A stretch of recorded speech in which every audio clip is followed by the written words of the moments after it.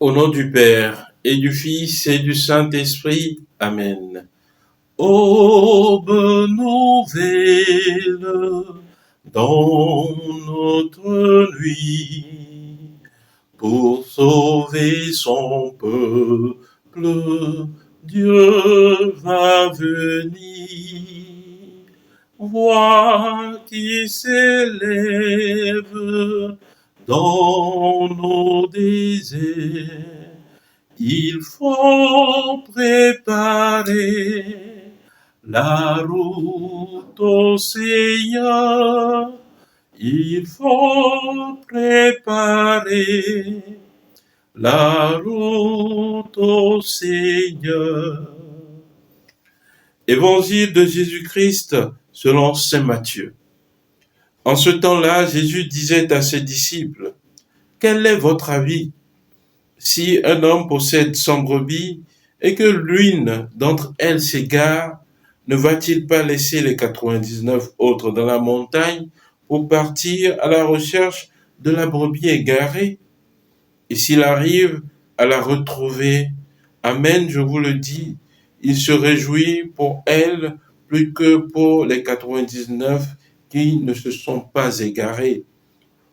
Ainsi, votre Père qui est aux cieux ne veut pas qu'un seul de ses petits soit perdu. » Acclamons la parole de Dieu. Louange à toi, Seigneur Jésus. Bien-aimé de Dieu, paix et joie à vous. Nous poursuivons notre marche dans cette deuxième semaine du temps de l'Avent. Chers frères, chères sœurs, l'évangile qui nous est donné aujourd'hui, à plusieurs reprises, nous l'avons déjà médité. Mais aujourd'hui, d'autres questions ont ressurgi en nous à travers la méditation de cet évangile. Premièrement, c'est que la montagne, dans la tradition biblique, nous le savons bien, est le lieu de rencontre avec Dieu.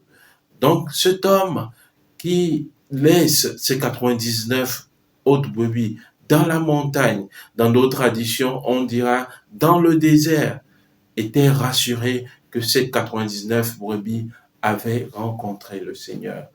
Et il est parti à la recherche de cette brebis égarée. Et l'Écriture nous dit que cet homme, s'il arrive à retrouver cette brebis, amen, je vous le dis, il se réjouit pour elle, plus que pour les 99 autres qui ne se sont pas égarés. Alors, il peut arriver qu'il ne retrouve pas cette brebis. Ainsi, Dieu aussi se met à la recherche de cette brebis égarée que nous sommes. Mais il peut arriver que Dieu ne puisse pas nous retrouver. Mais ça, ce sera de notre faute. Quand même, cet homme aura essayé de rechercher, de mettre toutes ses énergies pour ramener cette brebis au bercail. Donc, il est de notre ressort, il nous appartient de faire un effort, de se laisser trouver par le Seigneur. Et cela est important. Comment est-ce que je peux me laisser trouver par le Seigneur? Par ma vie. Car beaucoup aujourd'hui fuient le Seigneur. Ils ne se laissent pas trouver par le Seigneur. Aussi, cet évangile nous aide à nous questionner que pourquoi est-ce que c'est cette seule brebis qui s'est écartée du troupeau? Quand nous prenons l'exemple d'un troupeau, bien souvent, il arrive que les autres brebis cherchent à éloigner une brebis boiteuse ou une brebis malsaine du troupeau. Cela arrive bien souvent. Chers frères, chères sœurs, pour nous aussi cela arrive en tant que chrétiens.